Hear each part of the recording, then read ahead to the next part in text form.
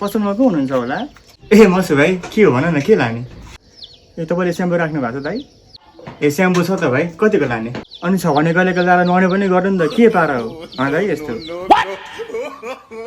हिजो भर्खर तपाईँको गन्ध सुँगेर मेरो घरको सब कुखुरा बाख्रा सब मरिसक्यो। कन्ट्रोल।